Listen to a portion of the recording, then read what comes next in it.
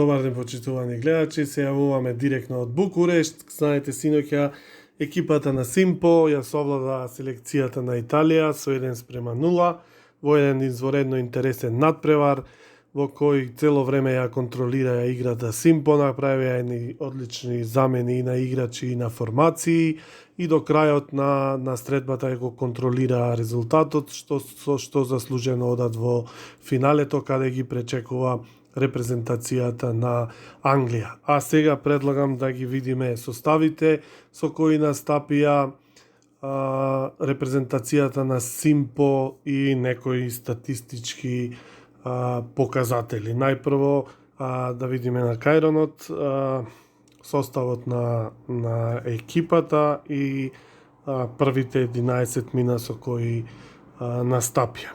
Значи, селекцијата на Симпо, како што може да видите, започна во еден состав со формација 4-3-3. Со број 1 на голот Ристовски, потоа со број 3 централниот дефанзивец Речиновски Павле, кој е воено и капитен на екипата, со број 4 централниот дефанзивец Стојковски Виктор, Димитар Андон со број 5 како десен бек, Томе Наумов со број 20 како лев бек, кој подоцна беше заменет со Боцевски, со број 10 Јаков Пресилски, man of the match, одличниот Јаков, со број 7 Христовски Милан, со број 6 настапи Марковски Петар, Николовски Бојан со број 11 и стрелецот со број 8 Михајловски Петар и стрелецот на голот Божиновски Андре, додека Стефан Боцевски со број 2 беше заменет во 70-та минута, а Лео Јошевски не доби шанса на овој надпревар.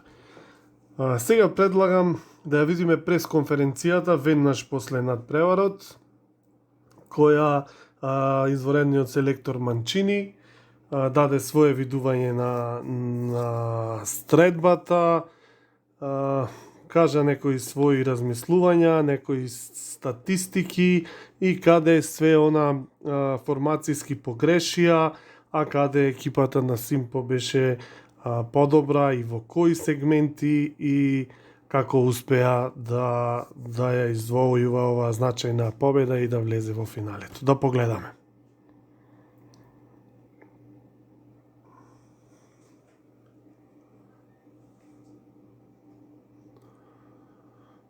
Добар ден, почитувани. Сега на пресконференцијата наш гостин е здраво селекторот на италијанската репрезентација, почитуваниот господин Манчини, кој ќе даде свое видување и ќе одговора на вашите прашања. Повелете со прашања. Од Спорт МК портал Македонија, почитуван господине Манчини, ако може едно ваше видување на целокупниот надпревар. Формацијски Симпо одигра одлично, еден прекрасен надпревар, ја контролира играта, но што мислите вие во кои сегменти погрешивте, дали закаснивте со измените и едно целосно ваше видување на комплетниот надпревар. Повелете. Ви благодарам. Па видете вака, Симпо одигра еден одличен надпревар, имаат една млада, амбициозна екипа, одлично уиграна, тактички добро подготвена, исто така технички одлично подковани, многу трчаат, многу притискаат високо со бековите, многу брзо се трансформираат од напад во одбрана. Така да еве како што може да видите, настапија со таа препознатлива нивна формација 4-3-3, која форсираат високо со бековите, притискаат во нашиот 16-тник, многу тешко е да ја играте и да ја контролирате топката.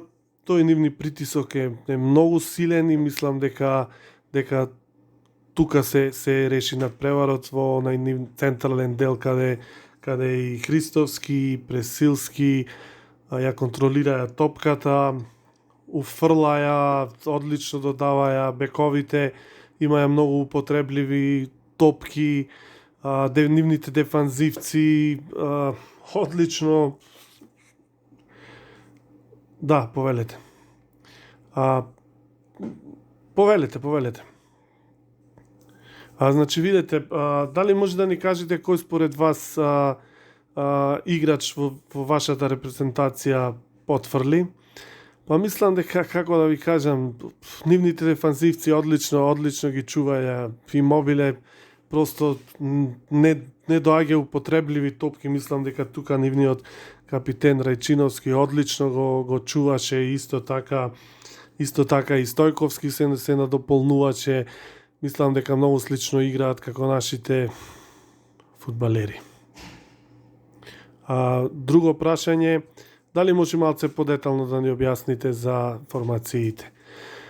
Па добро, ајде ќе се потрудам. Други некои прашања? Дали може да ни кажете кој според вас беше најдобар од вашата репрезентација, најдобар од екипата на Симпо, и да ни дадете едно осврнување на уште еднаш, ако може, подетално за тоа кои измени беа пресудни, што требаше да ги направите, а не ги направивте, дали помисливте некаков друг систем на игра после примениот гол да воспоставите, или едноставно препуштивте на самиот тек на надпреварот да се одвиваат работите, зашто едноставно тешко беше да се пробијат. Па да, мислам дека тие изигра еден фантастичен надпревар, нивните дефанзивци многу наликуваат на нашите Бонучи и Киелини. Таа нивна формација 4-3-3 со која започнуваат секогаш, играат високо, притискаат, многу потребливи топки има према нивниот центрафор Божиновски, константно играат во таа иста формација. Кога ќе примат гол е многу тешко да ги пробиете. Еве таа трансформирана нивна формација кога ние сме во напад. Наумов и Андов цело време шпартаат покрај аут линијата, Марковски, Христовски се надополнуваат со Пресилски, изворените Стојковски и Рајчиновски, значи едноставно невозможно да се пробие таа одбранбена формација. После тоа многу вешто се трансформираат во напад. Има многу употребливи топки од Пресилски и по средината и по краевите, исто така бековите крилата Марковски и Михајловски имаат изворени центрашутови, ги надополнуваат бековите.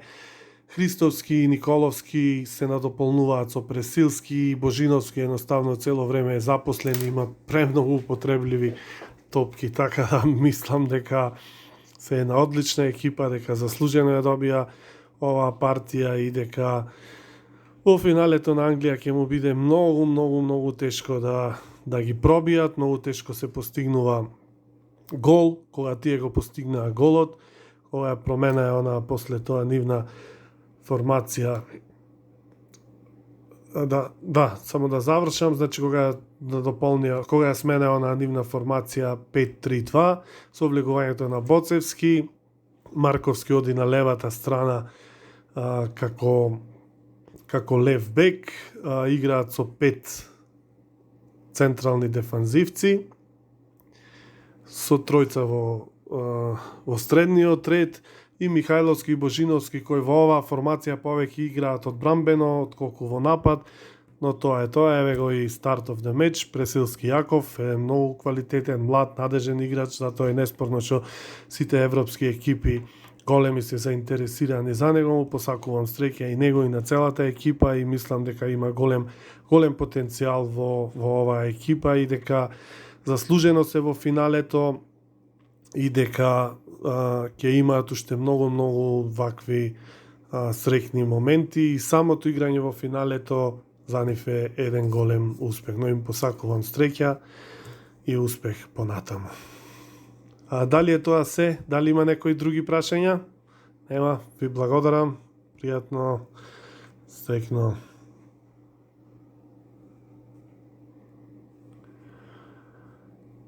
Почитувани, тоа беше пресконференцијата од селекторот Манчини, кој ги образложи своите видувања за надпреварот, а сега предлагам да го слушнеме централниот дефанзивец и капитен на екипата на Симпо, изворениот Рајчиновски Павле, кој ќе одговара на прашање на новинарите во прес центарот. Предлагам да го погледаме.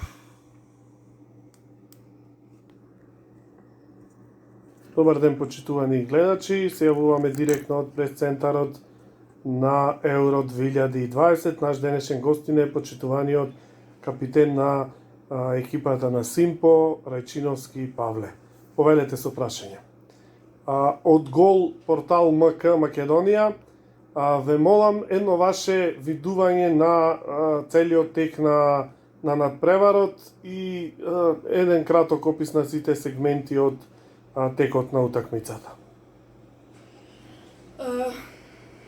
Ние игравме многу добро, започнавме со формацијата 4-3-3.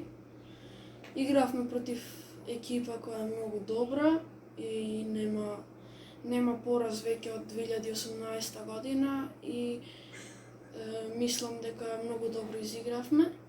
Кога во 64-та минута го постигнавме голот со асистенцијата на Пресилски и голот на Божиновски, заводивме со 1-0. Тогаш направивме измени, излезе Наумов, влезе Бацевски, ја сменавме формацијата во 5-3-2, игравме подефанзивно и го задржавме во резултатот во 1:0. Други прашања? Од Канал 5 телевизија Македонија, кој според вас беше најдобар играч на надпреварот и кој според вас изигра најслабо на овој надпревар? Сите игравме добро, немаше никој што игра лошо. Најдобро изигра Пресилски и тој ја доби наградата Man of the Match и тој ја даде асистенцијата, како што кажав пред малку, даваше многу долги топки, иако сите игравме многу добро, но тој доби наградата Man of the Match. Прашање од порталот Спорт Македонија. Дали има некои повреди после утакмицата, дали сите ќе бидете комплетни и опоравени за надпреварот против Англија и едно видување за финалето против Англија и еден краток осврт на квалитетите на англиската репрезентација. Немаме повредени играчи, се надевам дека ќе играме сите на финалето и дека ќе играме исто така добро како и против Италија и мислам дека можеме да се носиме и со Англија. Тие имаат многу добри млади играчи. Две екипи од токму таа англиска лига беа во финалето на Лигата на шампиони.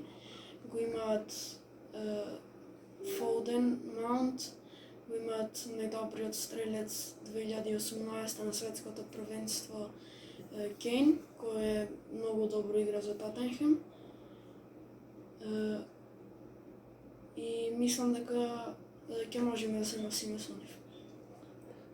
Ако нема други прашања, тоа е се. Ви благодарам и ви посакувам среќа и успех во финалето.